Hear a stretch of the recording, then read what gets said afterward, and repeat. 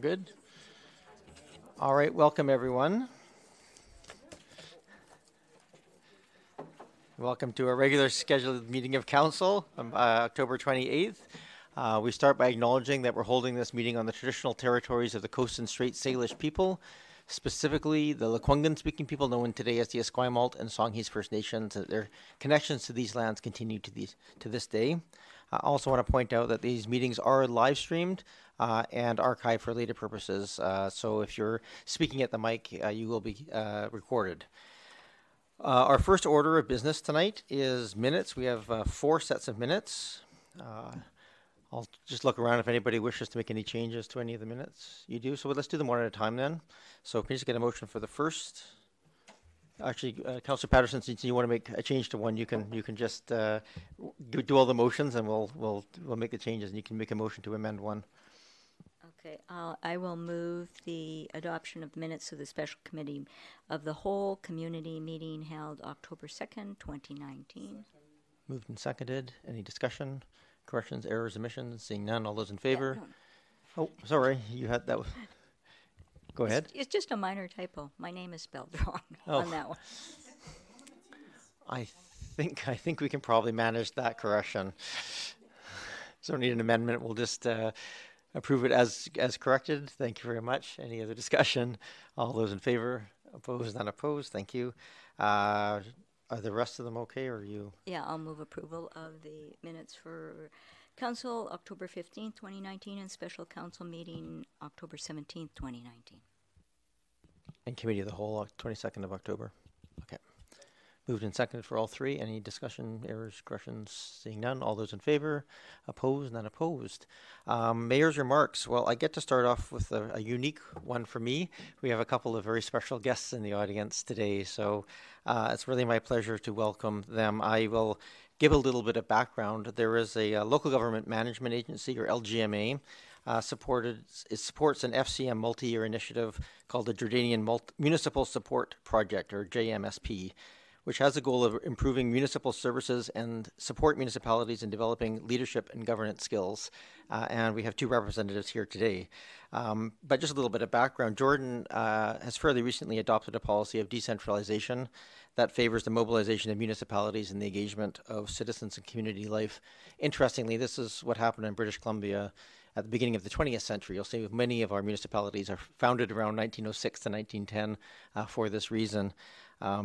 The Jordanian Ministry of Municipal Affairs, supported by JMSP, has established the first municipal training institute that will develop and deliver training to elected and appointed local government officials. So our 2 guests tonight are visiting from Jordan. They're undertaking a study tour that is supported by the LGMA to learn about training and support of local government officials in British Columbia.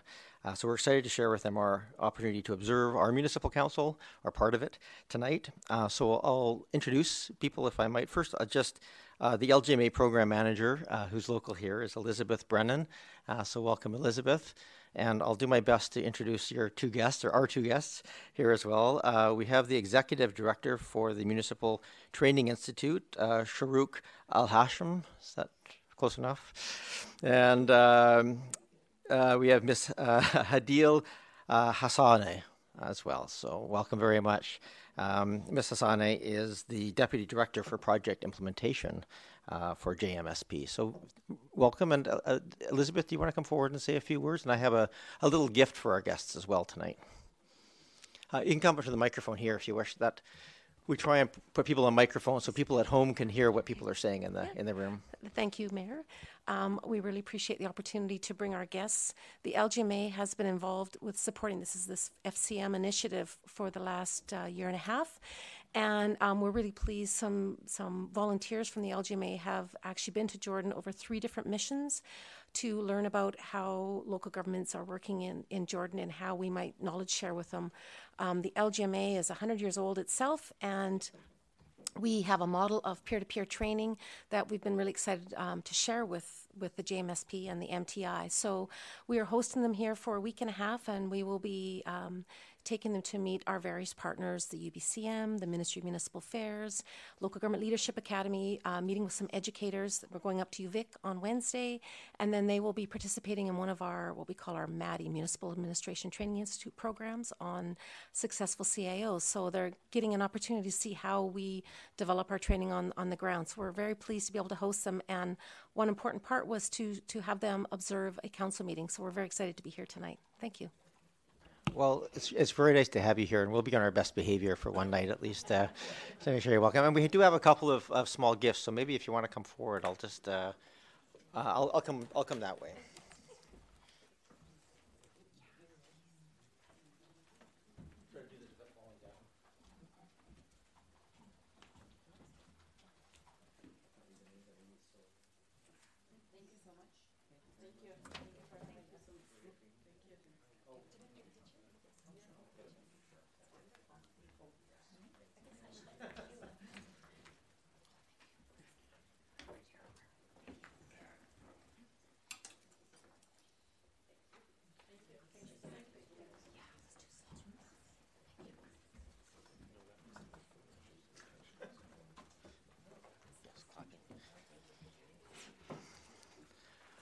All right, this session is also my time just to give some general observation pieces, and I'm not going to say a lot more tonight other than I want to just express my appreciation to the staff who organized and to council who listened diligently, and to around 60 or so members of the public that came out to a public session that was just there for us to listen and to hear issues of interest and talk about items of interest to our community.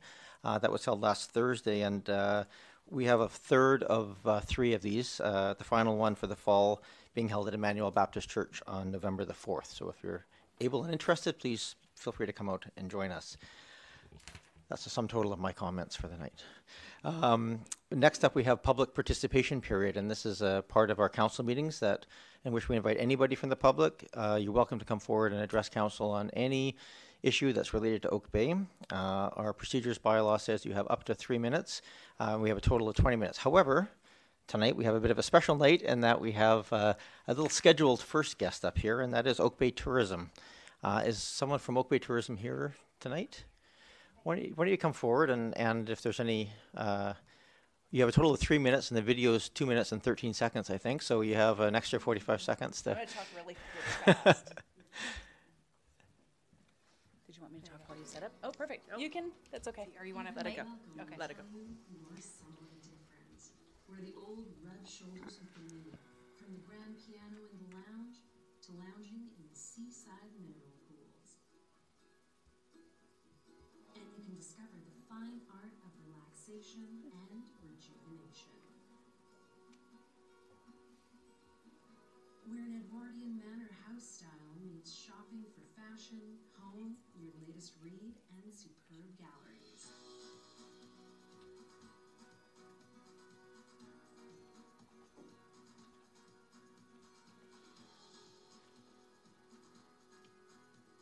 You can roll back the years and play Canada's oldest golf course, or stroll along the sand, pedal or paddle, or just kick back and relax. This is Oak Bay, Victoria's seaside destination.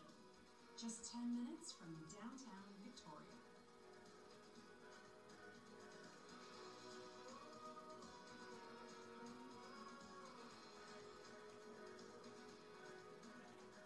We have the pubbiest of pubs, fine restaurants, bakeries with delicious treats, as well as places to watch the world go by. Big waves and big smiles too, water music, greens and blues that go on and on. There's always something to do here. Markets, shows for everyone, pageantry. We give absolutely the best parties, and we love a parade.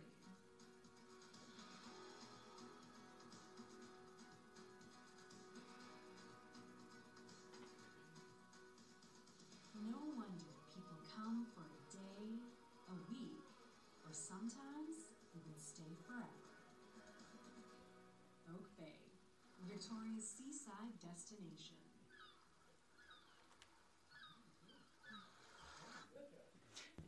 So the video really does Fancy. speak for itself. So could you just give your name for the record as well, so we have it? I'm Debbie Chabot. I'm with Hot House Marketing, Ms. and we've Chabot. had the pleasure of working with the Oak Bay Tourism Committee this year, who had the forethought to actually put in some asset development budget so that we could create this. So this is 2 minutes, of course, of several hours of taping that we've been able to capture.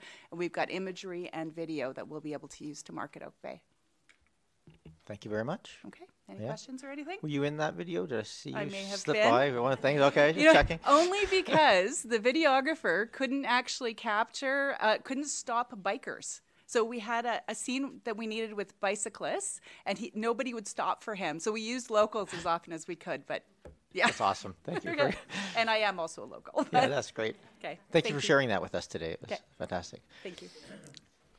We don't expect everybody to have such a glitzy presentation when they come forward here tonight. So if anybody wishes to come forward and address council, it's public participation. If anybody wants to speak to council on any issue, you're welcome to do so. It's always hard being the first, I know. Okay. Should I sit? Yes, please, if you could just sit and if you could state your name and municipality of residence. Right. Okay. So I'm Andrea Careless, and I'm 2439 Heron Street, and I've been here over 40 years. Thank you for this opportunity, Mr. Mayor and councillors. So I'd like to express my strong support for establishing a climate action task force. And just a little bit about why I think this is so important, and it's a bit of a plug for me to get on the task force. So I worked in the climate change and air quality branch at the Ministry of Environment, BC Ministry of Environment, for over 20 years. So I saw climate change turn from just a theory that could happen to what it is now, which is a frightening reality. And so I've worked on climate action plans a lot, and strategic plans, and the unavoidable briefing notes, which I don't like to remember. I know how important it is to have solid and specific greenhouse gas reduction measures to spark the real action that's needed to confront climate change. Oh, I've also worked in stakeholder and public engagement, and that's also so crucial. So I commend Council for declaring a climate emergency, because that's just what it is. As you all know, I know I'm preaching to the choir here. I understand also that Oak Bay has achieved carbon neutrality in its corporate operations, which is really commendable. And as I say, I worked in BC government, so I know how hard it is to get these things done. So now the next step is to move to the community. And I want to encourage you to create a climate action task force that would focus specifically on greenhouse gas reduction measures that we could take in Oak Bay. With the 2021 strategic plan and budgeting cycle coming up, this is a perfect time for the task force to happen. So the task force recommendations would be essential to informing the strategic plan and the budget for 2021. So it's clear that we have the political will, both in the community and on council, to take bold climate action. Like, I have no doubt about that with any of you and with our community. Unlike Saanich and Victoria, we don't have the money to pay for a huge process, but that's all right, because we may be small, but we are mighty. We have the talent, the knowledge, and the commitment in our community to take on this task force. And I really think to make Oak Bay a model in addressing climate change on the community level, because we've already done it corporately. So we can do this, and I think that the task force would be the best way. Thank you. That concludes my comments. Thank you very much. If the next person wishes to come forward, and I will just say we had a good discussion at the, you can have a seat, at the Committees and Commissions session last Thursday, some further in-depth discussion around this issue and the desire to do just what you're talking about. So yeah, thank you. Please come forward. Yeah, have a seat. Again, if you just state your name, municipality of residence for the record. Yes, so my name is Dylan Kelk, and I've lived in and out of Oak Bay for a little bit more than 3 decades now. Shall I begin, or?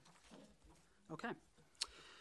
Good evening, council members, staff, and guests. Am I close enough to the mic? Forgive me.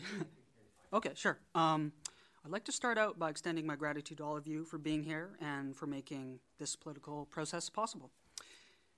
So, I've invested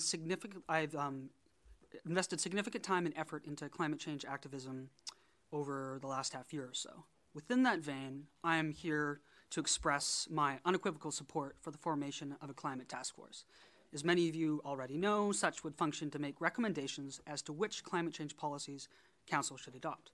I support this not only because I feel I must, but more importantly because through working with our community over the last little while, I know there's a profound desire for such a group. On September 27th of this year, I made a post on a community-oriented Facebook group called Oak Bay Local, probably something many of you are familiar with, stating how disappointed I was that the group almost never discussed climate change. I fear that the disproportionate amount of time members focused on more trivial matters meant that most of Oak Bay was apathetic about and disinterested in this crisis. And what I learned over time was that I could not have been more mistaken. Within a day, more than 100 comments have been left on my post, almost all of which expressed profound concern about climate change and our community's future. It was suggested to me that I form a different Facebook group which would enhance our community's ability to engage in climate action. It was then that I formed the Oak Bay Climate Force, and in just 2 days, the group had grown to 100 members. It currently has 173 and will likely grow to at least 200. It's been almost 3 months since I started that group, and since then, I have been deeply uplifted, even overwhelmed by our community's willingness to act. I have met individuals who spend 30 to 40 hours a week volunteering for organizations like Lead Now and Extinction Rebellion, people who work tirelessly to protect our wildlife and natural habitats. Excuse me, I just lost myself for a second. People committed to teaching others about regenerative agriculture, and post-secondary students who, despite struggling with the full course load and making a living, still use what little time they have left researching climate change policy. And beyond that, so much more that I couldn't possibly describe in a few minutes. It's because of people like this that Council absolutely must make the task force a reality. There's an army of folks in our community willing to make huge sacrifices for our future. And the only thing I ask of Council is this: use us. Thank you, Mr. Kelk.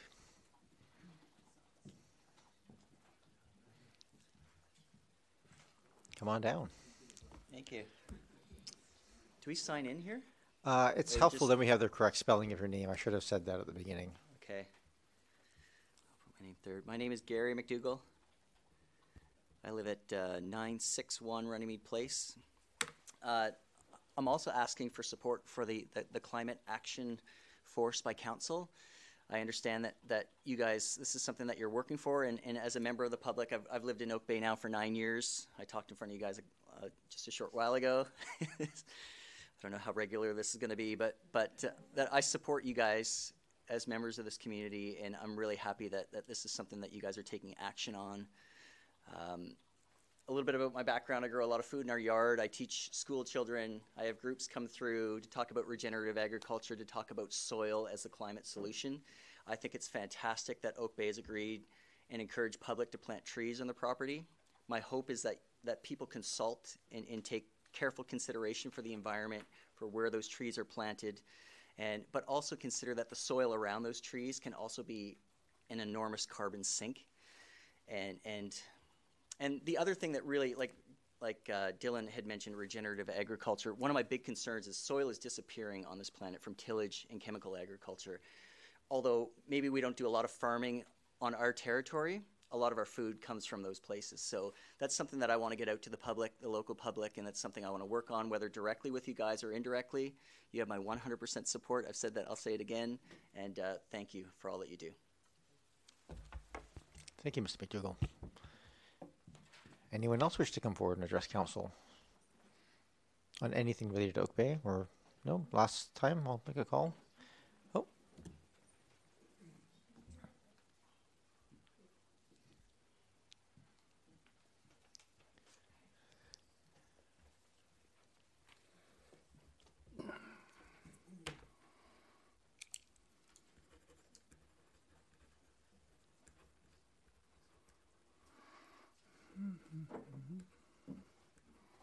I should bring a stamp, I think. Hi, it's me again, Michael Prince from Oak Bay. I too want to talk about climate action, but link it to heritage. Heritage and HCAs are climate solutions. They're the preservation of homes that contain old growth lumber and old growth techniques and materials, and they're a preservation of older homes that would otherwise perhaps be demolished and taken to public dumps and take up valuable space. And basically just send a signal that we live in a throwaway society. So heritage to me is very much a climate solution. As a member of the HCA working group, as a neighbor of the Prospect neighborhood, and as a longtime resident of this municipality, I am delighted that we're at this stage this evening to look at the fourth and final reading and passage of the Prospect Neighborhood Heritage Control Bylaw number 4739. And I appreciate it's a one-year temporary heritage protection, but I also recognize, and I think you do as well, councillors and mayor, that it will provide the necessary time to complete the final passage of the HCA bylaw amendment to the official community plan. So in hindsight, we might have wished it had happened sooner than now, but what's been done has been done. And I applaud council for being where we are tonight and look forward to the decision later this evening. Thank you very much. Thank you, Mr. Prince. Anyone else wish to come forward to address council? Not seeing anybody else come forward, so that ends the,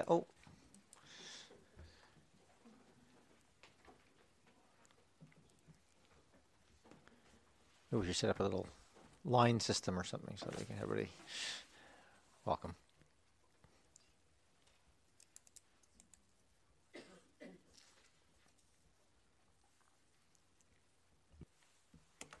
My name is Robert Craig. I live on Prospect Place. I have 2 points. There are more questions than a thank you. First point is I'd like to thank the mayor and the council for everything they're doing to protect the heritage in the Oak Bay plan.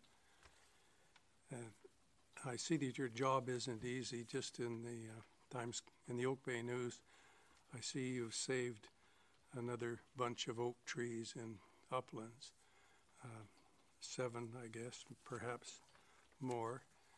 And it's a tricky business, I know, for you folks, because you get large developments with high-priced lawyers fighting you tooth and nail, if I read this article correctly, saying you can't do what you want to do. And I'm pleased to see that you are successful in this particular matter.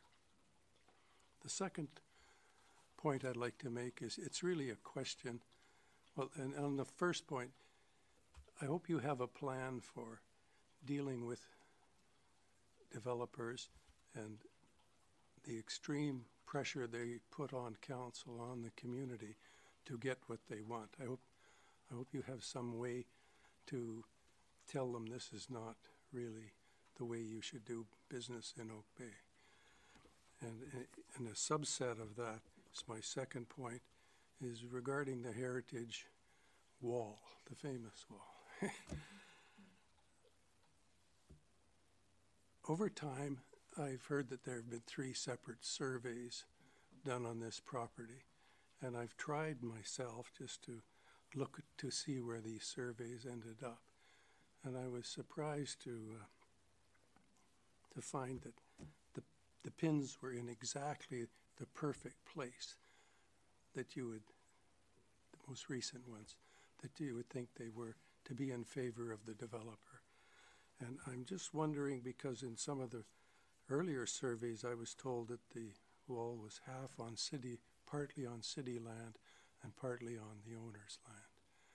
And I'm just wondering who paid for the surveys, and if it was the developer, I'm skeptical about bias. And I'm wondering if the city can do, or maybe they already have, we can probably answer this question, can do their own survey to establish, in fact, where these walls fall. because it looks to me, because the walls are not straight, there's a kind of a big zigzag in the one on Prospect Place. And it looks to me, just by eyeing it, that perhaps this part of the wall does fall on city property. So thank you. Thank you, Mr. Craig. Everybody else tucked out with a second or two left to go, so you did it's the first time we got to hear the beep tonight. Is there anyone else here who wishes to come forward to address council?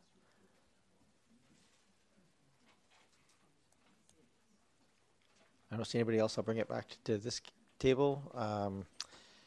The tree, item number 4 in the agenda, we have, thank you everybody for speaking tonight. It's always good to have everybody's voices come up here. The tree protection bylaw, item number 4, application for reconsideration of refusal at 3260 Exeter. We have Mr. Hidley here, our manager of parks, to do an overview, and I believe the owner of the property is here as well to address council. So, in asking for reconsideration, Mr. Hidley. Thank you, Your Worship. On May 24th, the Parks Department received an application for a request to remove 2 oaks at 3260 Exeter. The oaks are located in the center rear yard, very close to the actual house itself. The trees have been regularly maintained since this house was constructed by the applicant. There have been a couple of oak failures on the property, not these 2 trees by any means. One oak tree did fail because of root decay, and one did blow over in a windstorm that was very shallowly rooted, so essentially growing on bedrock. The 2 trees during the construction process, it was noted that there had been some fill soil placed around the critical root zones of the actual trees themselves and up the trunk, and that was remedied at that time. They were also inspected at that time, and there's no decay found during that assessment that Parks felt that would warrant the removal of the trees. The municipal arborist did look at the various avenues that we could investigate in Section 6 of the bylaw. And really we found that 2 that we could contemplate a little bit, and that would be 6.1, which is to eliminate a hazard caused by a tree or part thereof, which is dead, diseased, or severely dying, unstable, or severely leaning or in danger of falling. We found that it didn't fit that criteria. And Section 611, to prevent foreseeable damage to a building or significant structure from a limb, trunk, stem failure, or pressure or penetration from tree growths above or below ground. We didn't find that was going on there either. It doesn't fit any of the other criteria in Section 6, so the application was denied. Thank you, Mr. Hidley. The owner's here, I believe. Yes, so if you can come forward, if you could write down your name and then just speak it for the record. We already have your address, obviously, so you're here to argue the case for special consideration. We welcome you here tonight. Well, Mr. Hidley has reviewed a lot of the information, sort of, so can you just which state your is name? somewhat Excuse me, redundant. sir. Hello, Can you can't hear me? No, I can hear you fine, but you can just state your name for the record. Oh yes, Bill Ritchie, You can my sit back wife and I, my wife Heather, we live at 3260 Exeter Road in Oak Bay.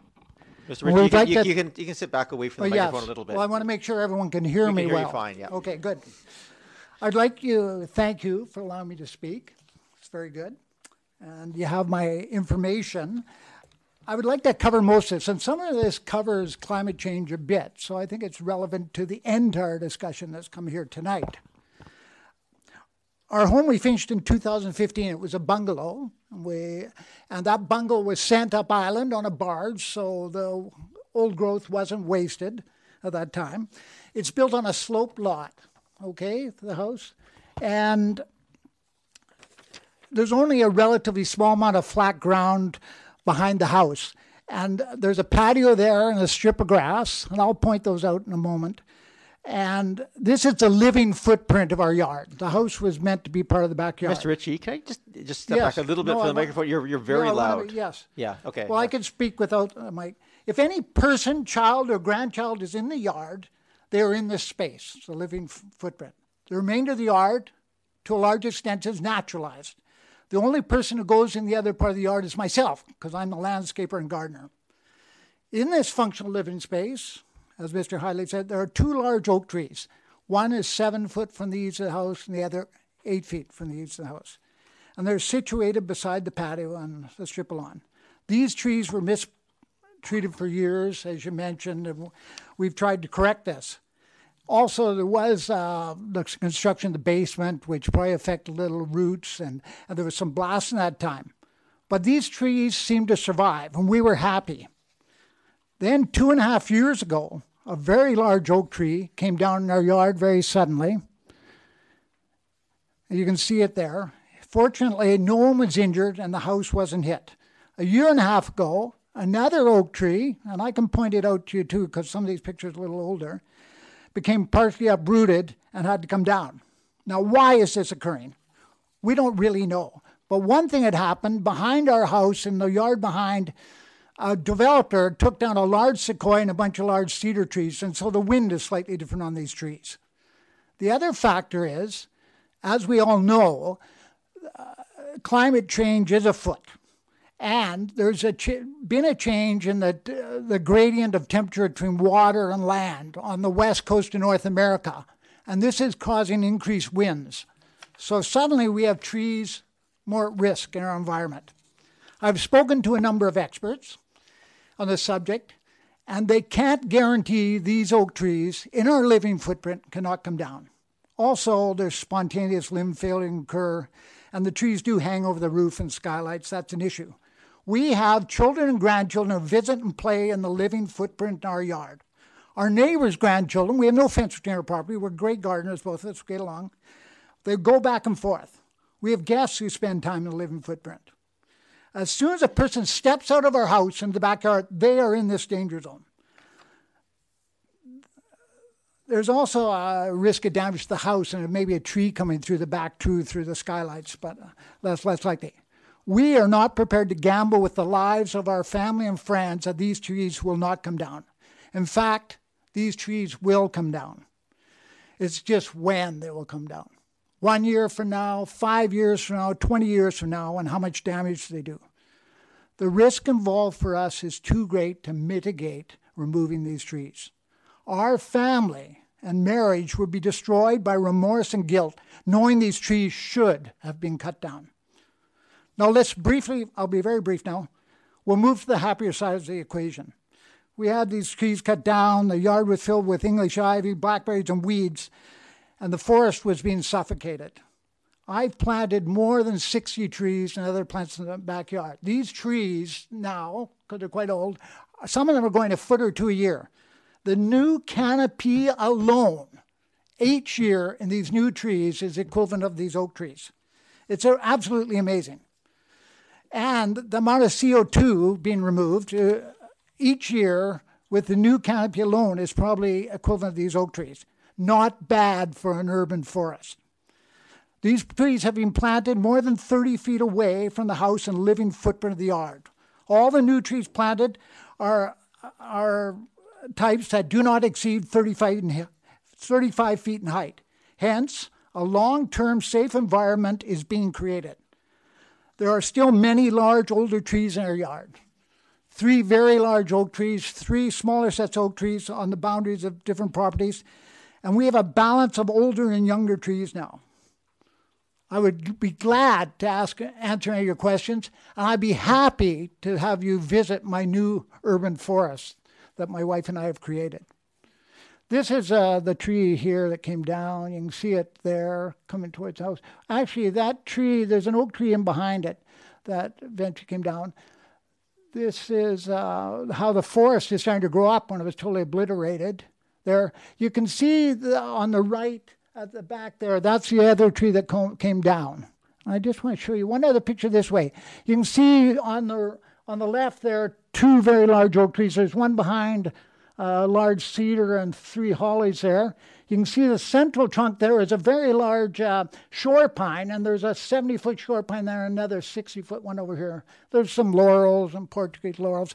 But you know, these properties are quite large, so I've spread these trees out, and they're smaller cultivars. They're really, it's a beautiful thing happening there. But we have danger in our yard, and we need your permission to remove those trees. Thank you. Thank you, Mr. Ritchie. Are there questions? You can stay at the table because maybe some questions from council of you. So. I'd love some questions. Hopefully I can answer them. Are there any questions of council, of the owner, or of staff? Councillor Appleton? Thank you, Your Worship. 2 questions, I guess one to staff and one to the applicant. First of all, to staff, the staff report indicates that the previous 2 trees failed, one because of shallow rooting and one because of rot or decay to the roots. And you made mention in your report that there was not evidence at this stage of decay to the roots. I just wanted to clarify sort of on the second point, is there a concern about how deeply rooted either of the trees in question here are? Through the mayor, thanks, Council Appleton. I do know from pictures during the construction process that the soil profile where the 2 trees do grow is relatively deep.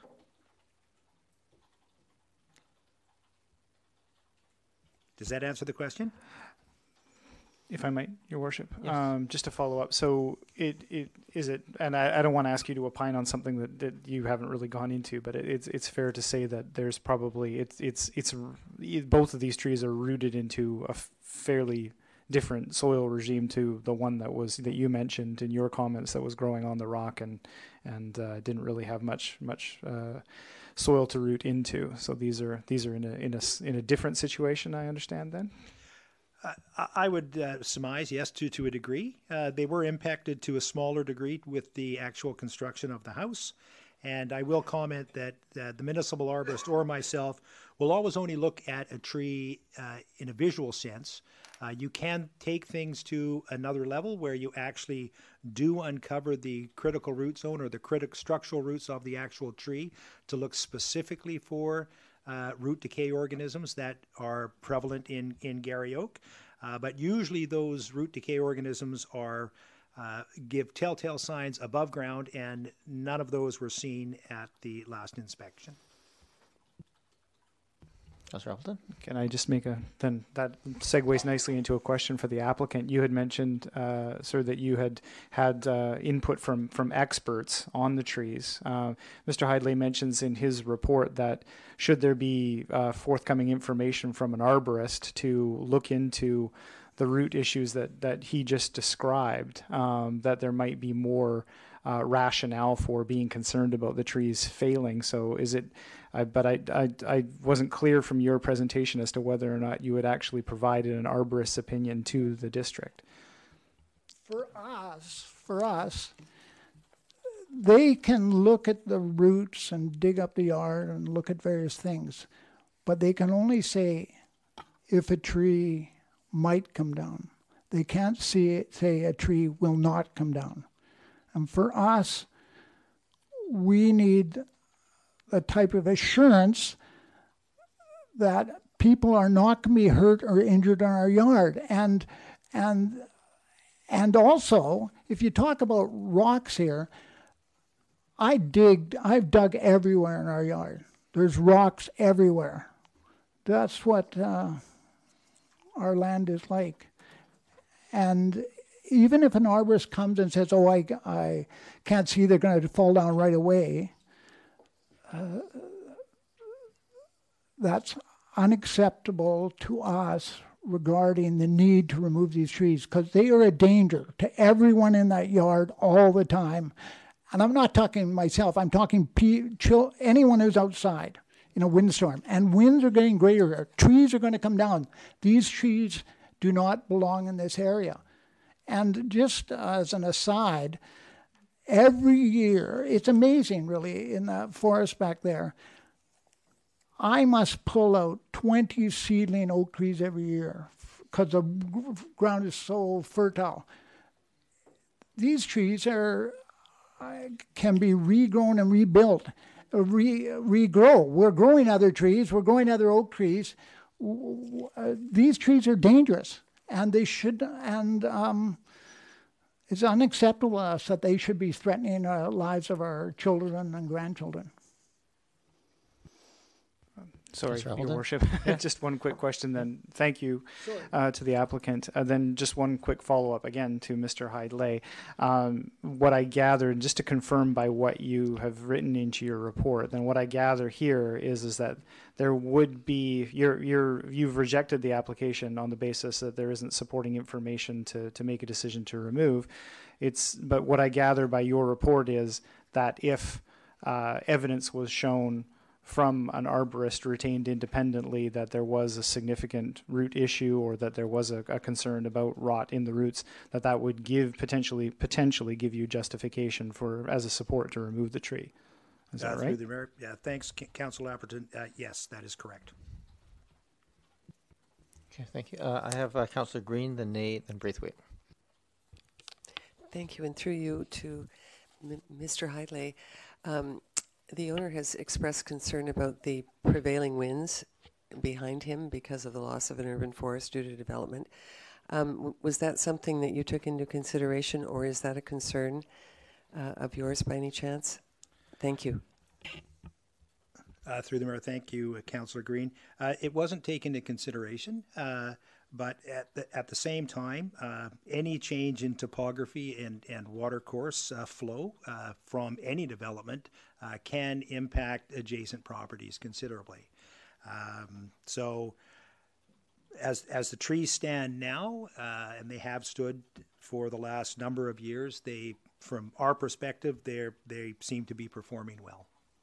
Thank you. Councillor Nate, then Councillor Braithwaite.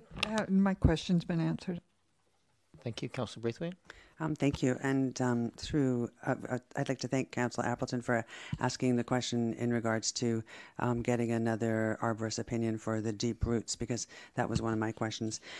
Another one of my questions would be, first I'd like to say it's a lovely yard, Mr. Ritchie. You've done a beautiful job on your landscaping. It looks gorgeous. My question would be, through you, Chair, to Mr. Hyde-Lay.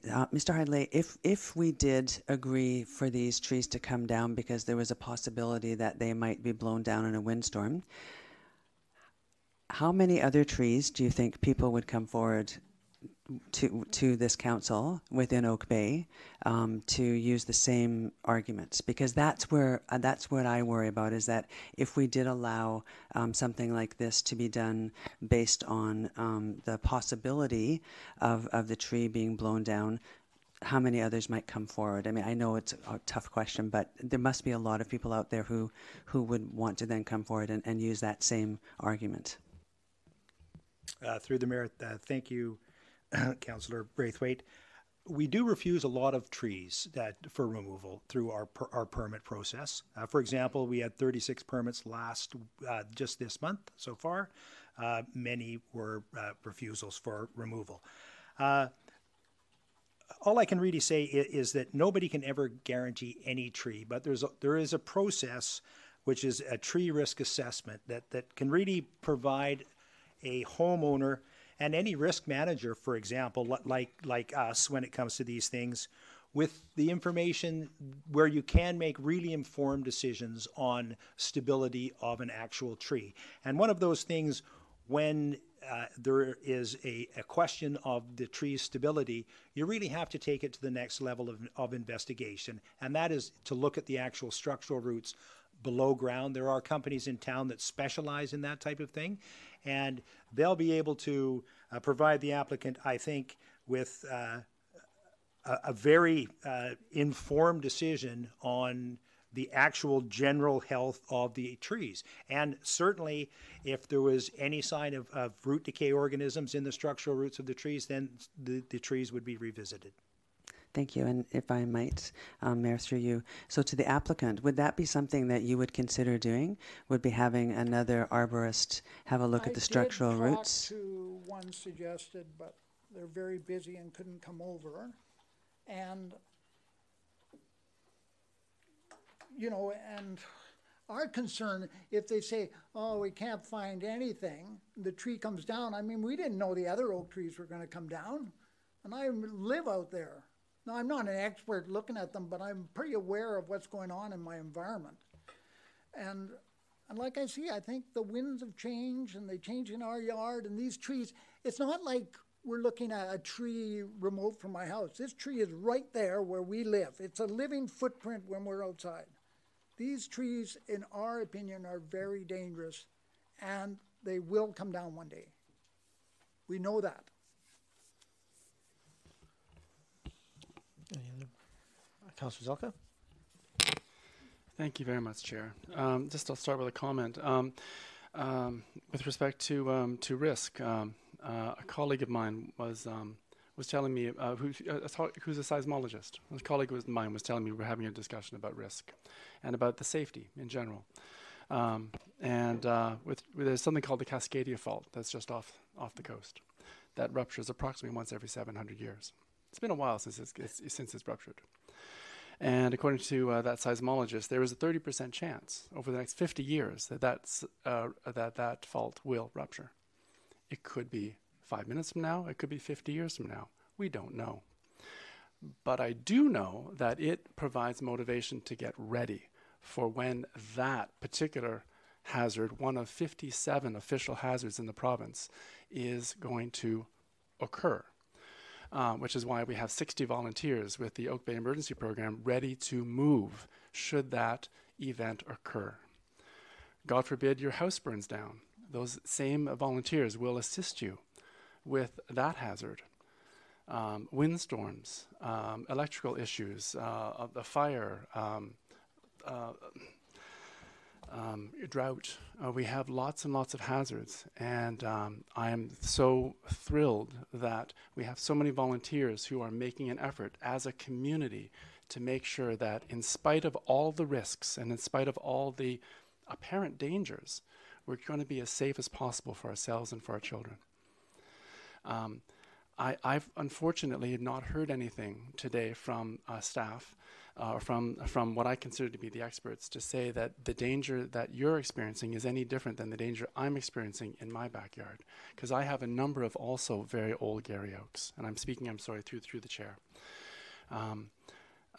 So I would be very interested if there was new information that was going to come forward about these particular trees.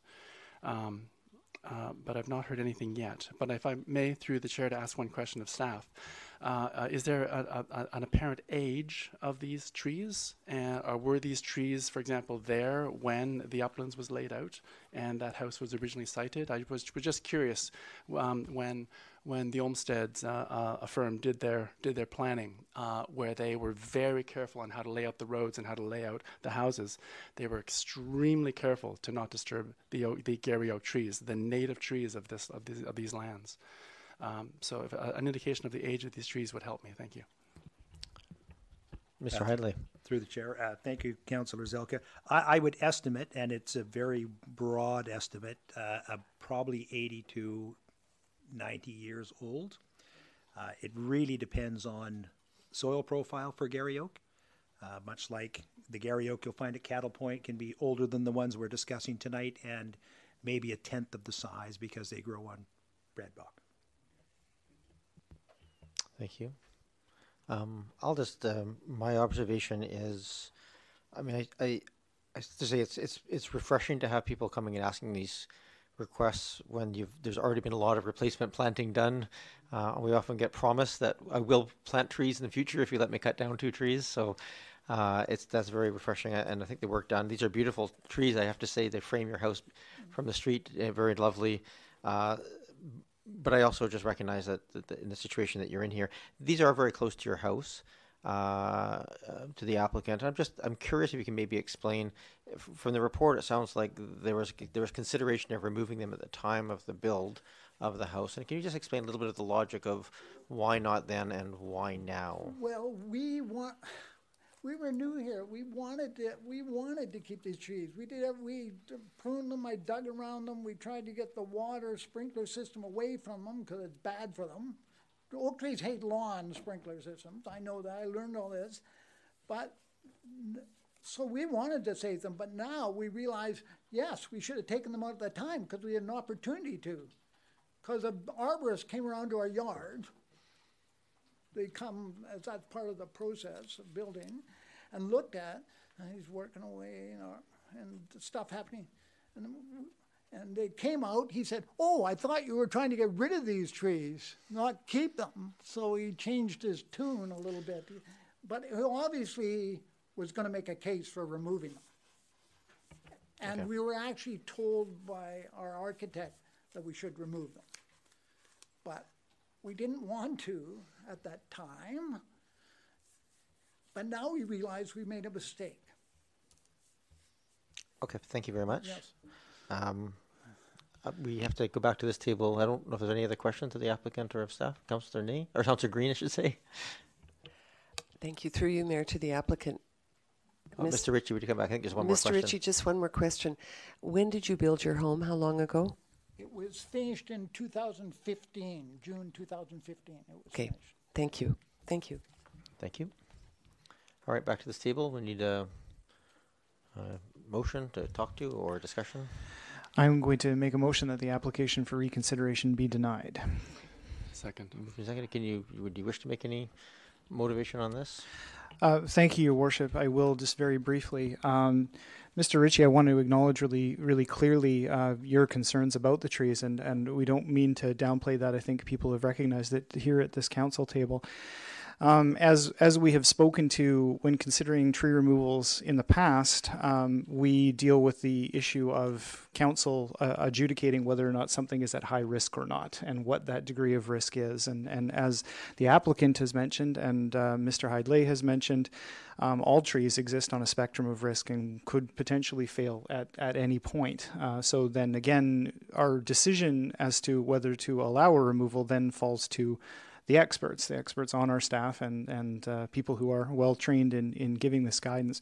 What I'm seeing from staff is that they are not recommending removal. I think we need to go with that. And I also am wanting to communicate to the landowner here that the reason that we've kind of asked the questions, I don't want to speak for council, but for at least for myself, the reason we've asked the questions that we have is that I think that there is a potential way forward here as far as a potential resolution, that if there's a concern about the trees, Mr. Hydley has pointed out some ways forward of providing an expert analysis on whether or not that's justified or not, and I'm satisfied that that's the way forward. Any other? Oh, Councillor Zulk and then Councillor Green. Thank you. I'll be also supporting the denial. I appreciate the comments from the proponent, and thank you very much for the concerns. I would imagine staff would want to work with you with respect to any further reducing of the weight over the house, or the reducing of the length of the branches as appropriate. To maintain the health of the tree, but also at the same time to balance it with the risk. So I encourage you, as I would encourage everyone in Oak Bay, to keep an eye on the trees, because of course they sway, and just like us, they'll fall over one day. So we just need to be vigilant. Thank you.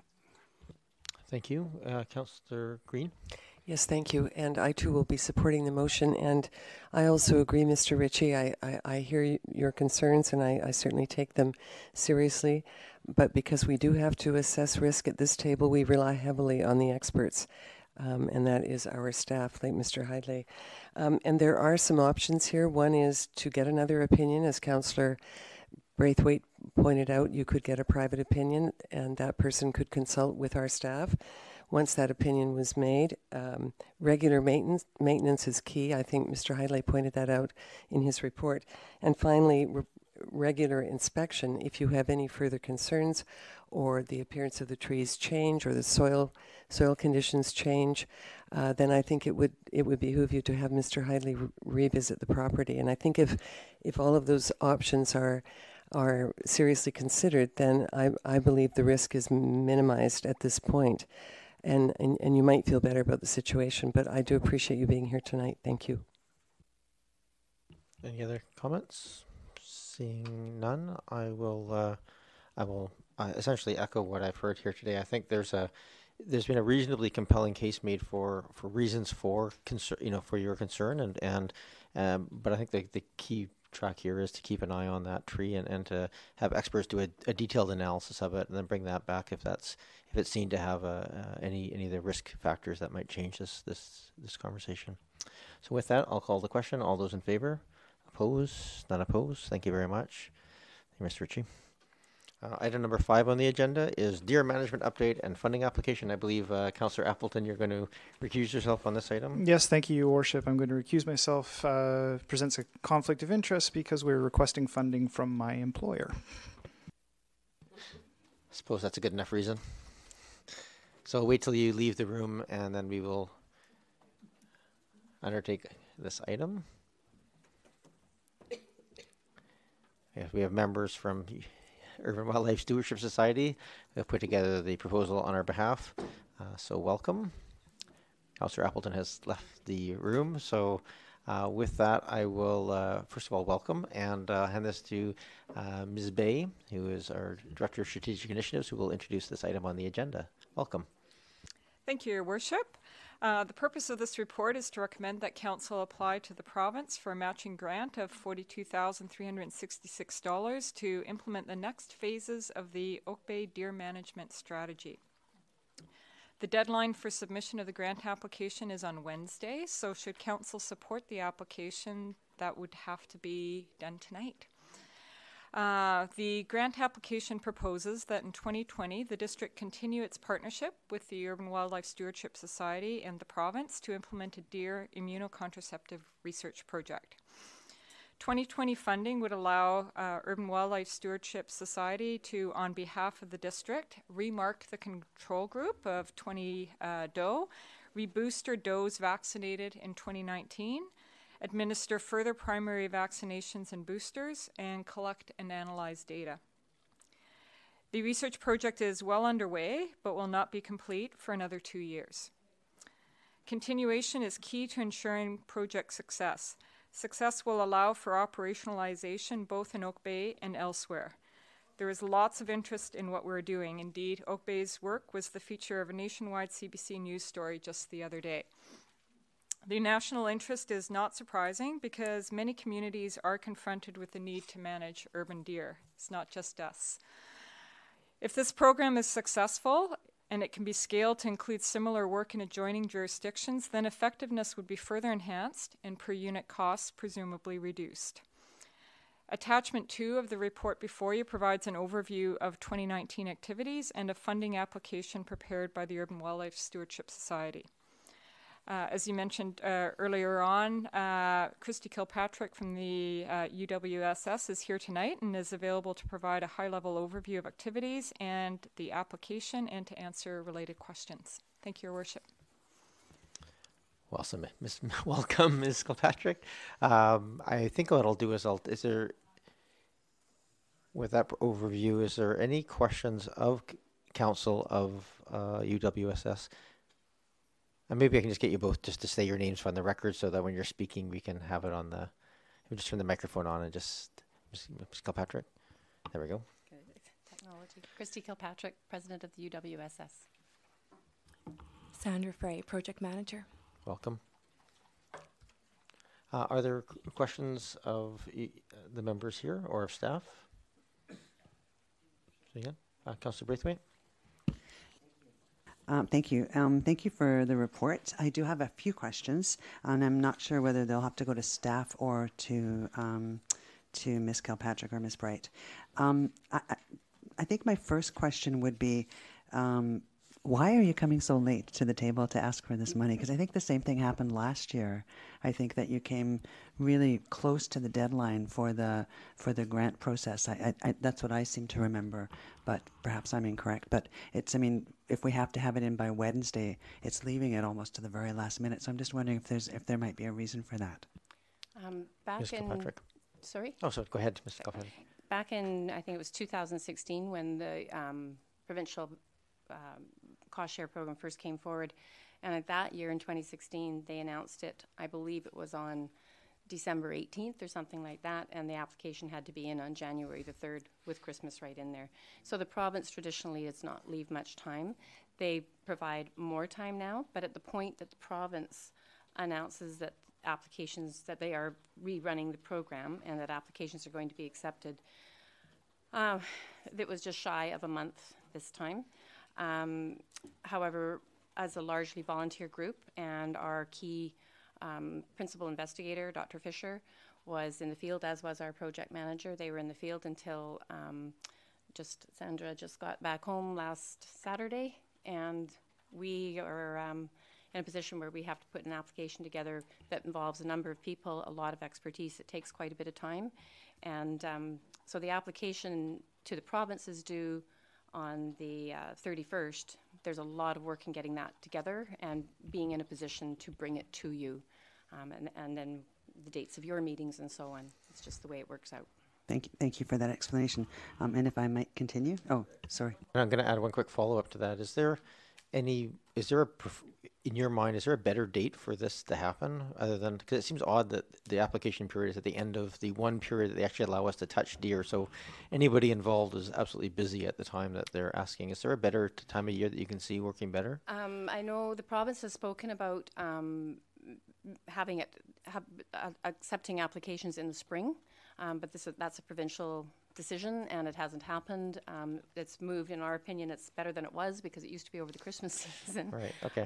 You're correct. I don't know if there's ever a really good time. All right. Well, if we have a chance to speak to the province on that, we'll see if we can raise it. Thank you.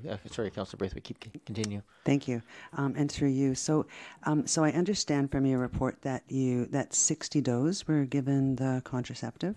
And do you have any idea of how many more might have been able to have been darted? And did you run out of time, or did you run out of dose, or what? Why is it 60? Do you want to take that? So it's a combination of having to booster the dose that we give the primary vaccination to. So that comes into play. In order for the vaccination to be effective, all deer must receive a booster. And to find that individual deer again, we have to factor in more time than applying the primary vaccination. In addition to that, we get diminishing returns. The more deer we give the primary vaccine to, the harder it is to become unvaccinated does. And we're at the point where we're seeing often more collared deer than uncollared or unmarked deer during the late stages of our primary vaccination period, which comes into play for why we have reached now 60 deer with given the primary vaccination. Thank you. So you did 60 does were inoculated, but then 17 of the ones that had the collars on didn't get inoculated. Is that correct? Correct. So that would be 77 does. Yes. So I'm just wondering, I looked back on the figures that you came to us with last year, and your estimation from the study that you did was that we had 72 to 128 deer in Oak Bay. So if you've inoculated 60 and 17 didn't get inoculated, that would be 77. So I'm wondering if you're going to have an adjustment to your numbers, or if you still feel that those numbers would support, obviously more than 72 deer, support the numbers that you had in your last year's report. Ms. Bright? We won't be adjusting the numbers. The analyses are complete on the data that we had available for our preliminary report. In the interim, we have collected an additional year of data, which we have proposed that we will run a more comprehensive analysis that covers any yearly fluctuations in the population size to get a more comprehensive deer population density estimate. And so, sorry if I may have another one. So, was there any of the yearlings that were included in? Do you have any idea from the number of yearlings that might be out there from the work that you've done in the field for this year, or? We have not analysed fawning rates or recruitment rates, if that's what you're asking. That is something we can do now that we have a more comprehensive data set to again inform how this population is structured, the population dynamics, demography, to help inform for future IC work how many deer we'd like to target in the future. Thank you. And my last question would be, or my last comment would be, I think last year when you came, the ask was actually over $11,000 more than what we had budgeted for. And this year you're coming and asking for $7,500 more than what is budgeted for. So I'm wondering, I don't, know what the total amount is that we've had to put into this program over the past few years, but I'm just wondering of the need for always having to come and ask for more than what we've actually budgeted for. Ms. Kilpatrick, I guess I'll give that to you to try and answer. We might flip this one back and forth between us. Yes, we are asking for more, and the reason the budget request is larger this year is you know that most of the costs are very similar. They've gone up a little bit, and that speaks to the drugs and to the sedatives, to the PZP, to the vaccine itself, and so on. The cost of our wildlife veterinarian being out in the field and our project manager's expert time. This year, we've also included a small stipend for Dr. Jason Fisher. His high level of expertise is particularly necessary as we're adding in now another critical layer of data analysis, because now that IC has been added into the project, the questions become twofold. We evaluate as we evaluate how the factors have changed with the implementation of IC. So there's a whole other layer added into it now. So this data needs to become even more comprehensive at this critical phase, and Dr. Fisher is key to providing oversight to the entire project. And to date, he has done this completely pro bono for the last 2 years, and we're really at a point where his expertise needs to be, to allow for the extra layers to be added. Do you want to add to that, Sandra? That covers it effectively, but again, what we factor in for the data analysis, for the support of the unpaid students and other volunteers who are involved with this, Dr. Jason Fisher is involved with that and hasn't been paid for that. And so for those processes to continue at the current budget, we continue to need Dr. Fisher's involvement and oversight. Thank you. Thank you, Councillor Green. Yes, thank you. And through you to Ms. Sagan, thank you very much for the report, which is very comprehensive, and thank you to you both for coming tonight. My understanding is that if we did not have the partnership that we have, in other words, the provincial government contribution, our contribution, and yours, this project, if Oak Bay was a standalone, doing this by themselves without your help and without the province, we'd be looking at about $250,000 for the kind of work that has been done to date. Over the course of the last 3 years. Is that accurate, roughly accurate? Thank you. Can you answer that question? I would say at least. Thank you. Any other, Councillor Ney? Through you, Mayor. I guess my comments really actually are kind of more practical as in support of funding, continued funding of this project. And last week, I had the opportunity to go out with Christy Kilpatrick and Adam, the biologist, for kind of a field visit. We had seen them at the photography competition that UWSS had done the day before, and we chatted, and I was really curious what this would be like. And I can tell you, I mean, I would really urge all of council to do this, this kind of visit with the biologists and Christy Kilpatrick. First of all, Christy was out there doing the work, blindfolding the deer that we had shot and stuff. And you're a volunteer, aren't you, Christy? I am. I mean, she was out there Sunday morning, up at 6 o'clock in the morning. The sun had hardly been up, and out there chasing deer in uplands with the biologist who's got the I guess it's a rifle that dart projector. You call it a dart projector. Yeah, it's kind of a quite an experience, I can tell you. But there's a whole bunch of facets of what this program does that really becomes very real to you. I mean, it's chasing the deer around the properties up in uplands to get the shot. It's watching the biologist, who's unbelievably skilled, but very cautious, never takes any chances. It's knocking on doors to get permission from residents to go on the property. There's a huge respect. He's got his computer out there figuring out who has given permission and who hasn't, and being very true to the program. And the way they care for the deer when they've shot them, and they get the scalpel and clean the deer, and then do the booster inoculation and ensure that the deer is off, and chasing bucks away. I mean, it's a fascinating experience, really, but it also assures me that our community is being very well served by competent and caring people, both to the animals and respectful to our residents. Just one point, I'm going to say this kind of related to it, but upon knocking on doors up on Cabra Bay, what I learned is that there's people who live along Cabra Bay who we were asking for permission to go on their property, and were telling us about the number of deer that they had seen killed along Cabra Bay.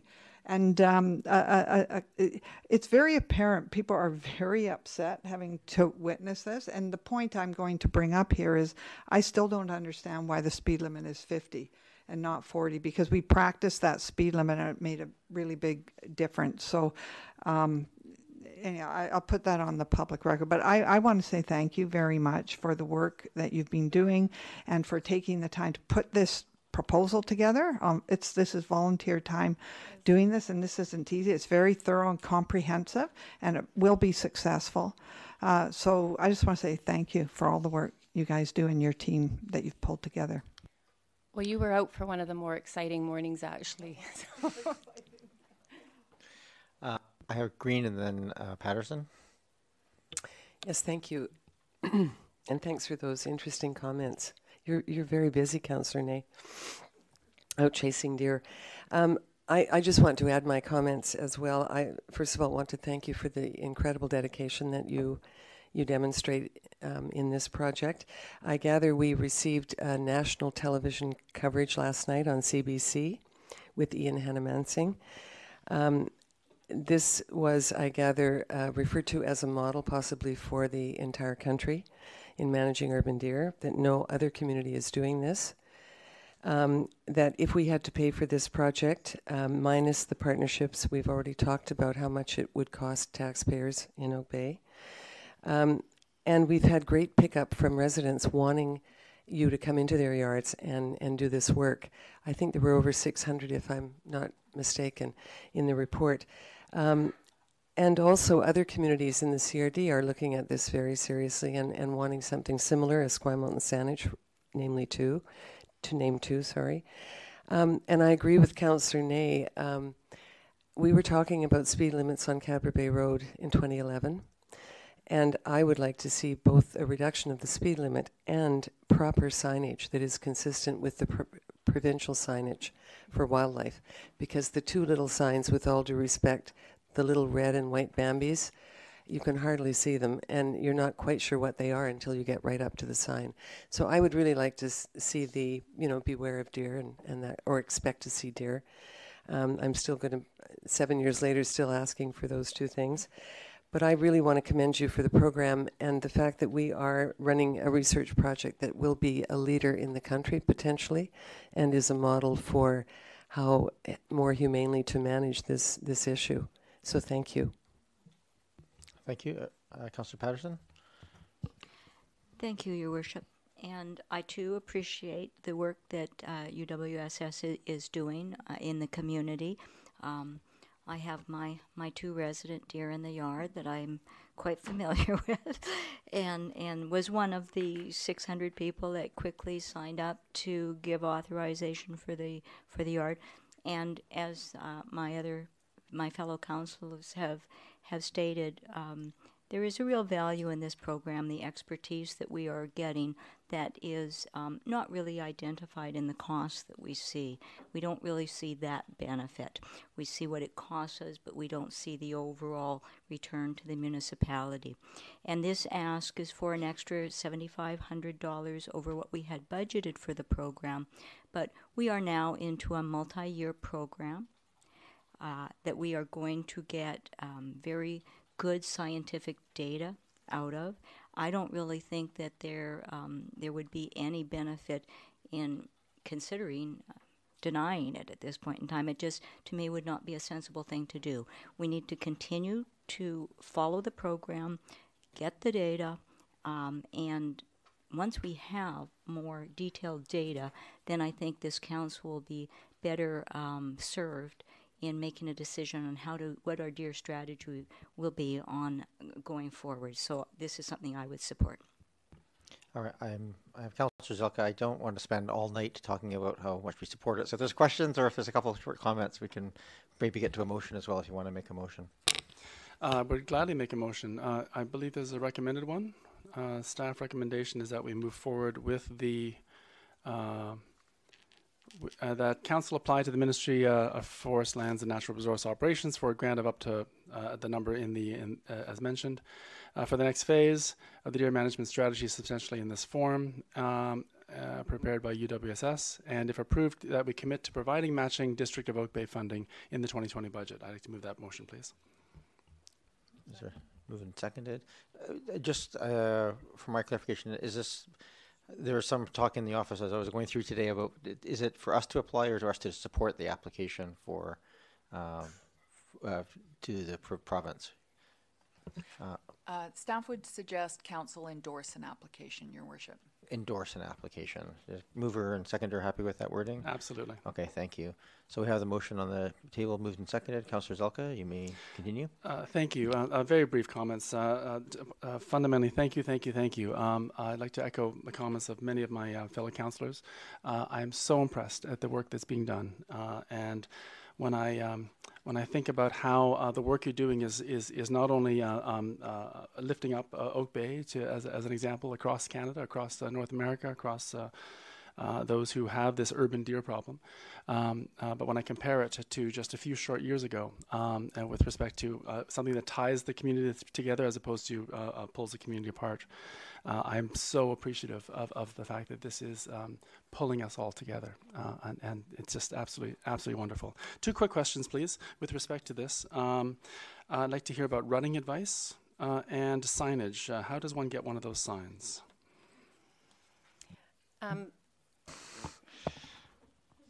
Ms. Patrick, go ahead.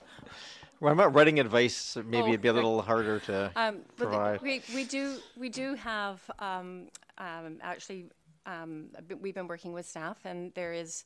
We've just posted today. We tweeted out. One of the other elements of our work that we consider to be extremely important is public education, public awareness. And we really have found already that has been gradually shifting attitudes away from rhetoric, away from hyperbole, to more tolerance and understanding. And if people understand deer behavior, particularly at fawning season and at rutting season, it does reduce anxiety, it reduces human-deer conflict. There's information on our website. I believe it's linked to your website, to the Oak Bay website, so there's information there. There's information on the BCSBCA website, and as with most things, it's give the deer space right now, and it is time. Can I just make one comment? More than CBC, I think it's really important to recognize that the Oak Bay deer with their collars has become a very popular Halloween costume.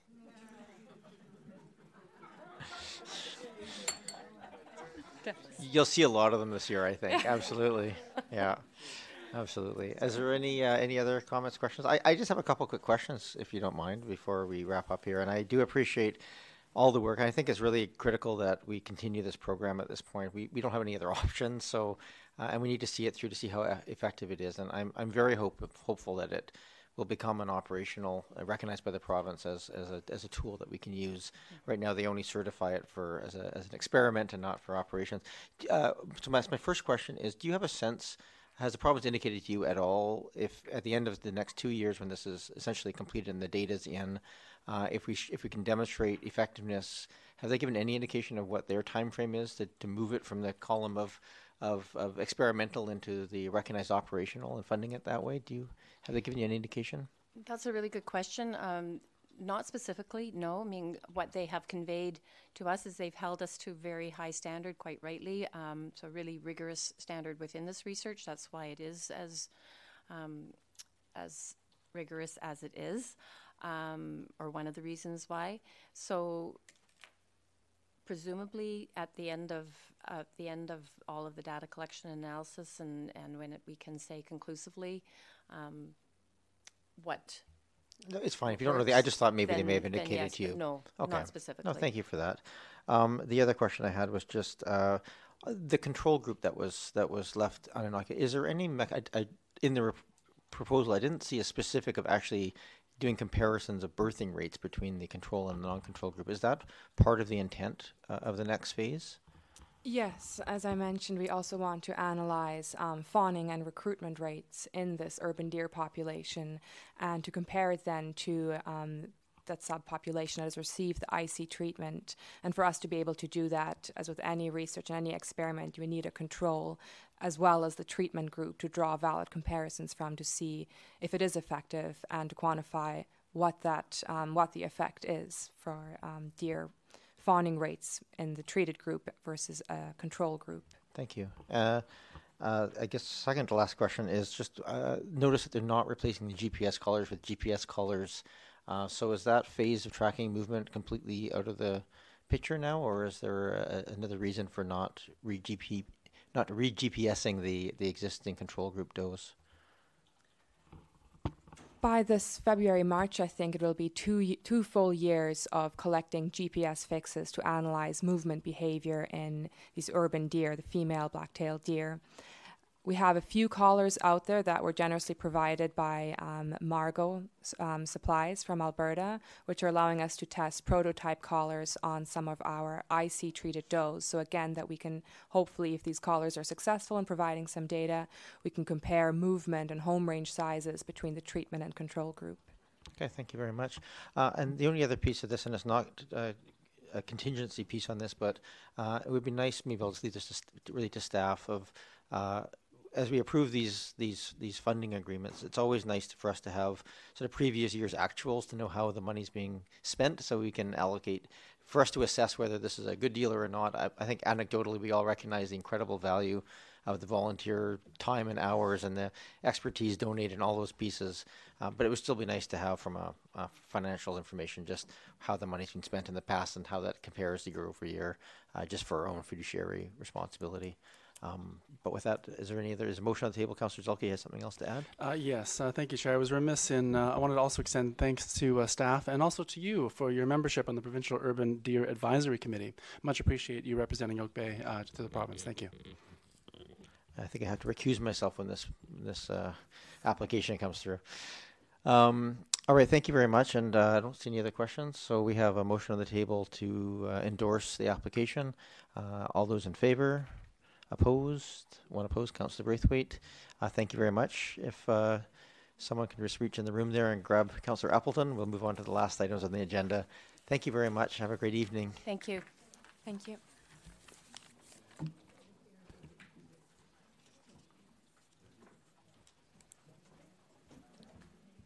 Next up, we have new business and verbal reports. Is there any new business from council? All right. Oh, Councillor Patterson. Yes, thank you, Mayor. I just have to get it up here.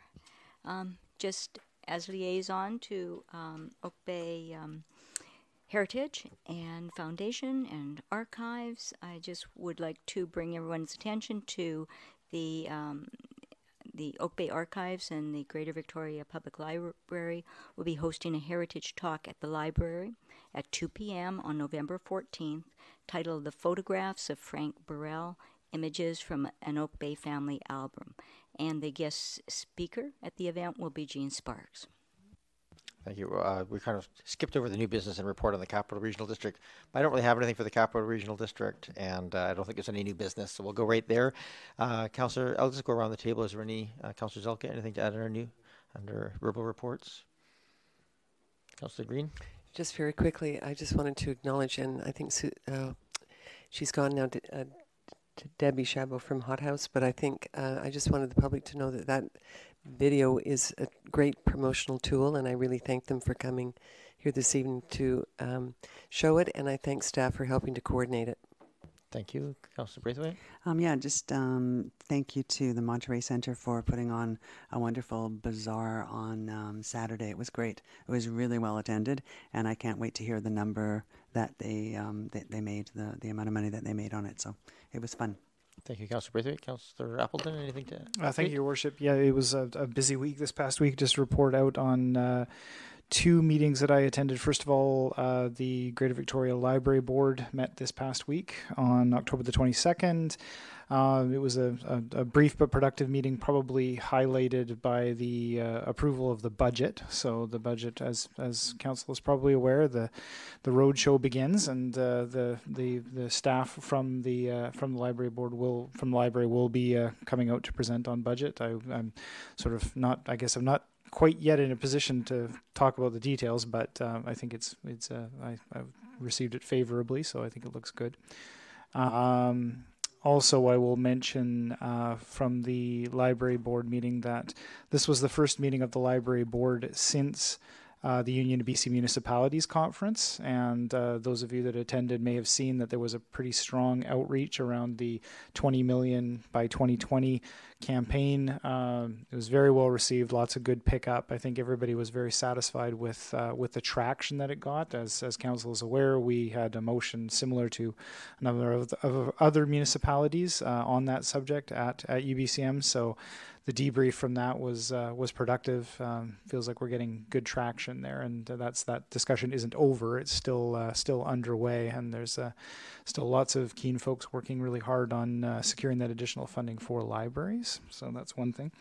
I did also want to update council that this past week there was a half-day session with the CRD's Inter-Municipal Climate Action Task Force, and that meeting was also held in conjunction with the working group, which is the staff group that there's the task force for elected representatives and the working group, which is for for municipal staff. We have Representative Deborah Jensen sits on that group. This was a half-day session facilitated by a consultant to talk about shared messaging on climate action and communication strategies for communicating the climate emergency. It was very, very well attended. I felt is very productive. It was facilitated by Ms. Kara Pike, who I think has some really has a really strong track record in this type of thing, and had some really salient, concrete, usable material for us there. So that began that conversation. Is happy to attend and really pleased with the outcomes. Thank you, Councillor Appleton. Councillor Braithwaite, you had one more thing Sorry, to add? I did. I forgot to just mention that it is Tree Appreciation Day, now that we've saved 2 more trees tonight. Tree Appreciation Day on Sunday at Uplands Park for anybody who would like to participate. Yes, There'll very be good. Thank you. lots of different activities and stuff there. Thank you very much. And I should probably have added under Mayor's remarks, perhaps, that I did this week attend the half-day Victoria Regional Transit Commission strategic planning. So there's a lot of work going on, fascinating amount of work with the development of alternate fuel and electric buses and new technologies for changing the way that fares are handled. And there's a lot of stuff going on in that world that's quite fascinating. So it was a good amount of work done by staff and by the board there to move that forward. So nothing else from the committee? Okay, we're good. Thank you very much. Moving on to bylaws section. We have a heritage control period bylaw for Prospect HCA. Mr. Anderson, you are here. This has had first, second, and third reading to this point. So next procedurally motion would be for adoption. I think I'll leave it unless there's any questions. Are there any questions of staff? All right, just need a motion for adoption. I'll move adoption of bylaw 4739 Prospect Neighborhood Heritage Control Period bylaw 2019. Second. Moved and seconded and almost thirded. Any discussion? All right, all those in favor? Opposed, not opposed. Thank you very much. I move adjournment. Moved and seconded. Second.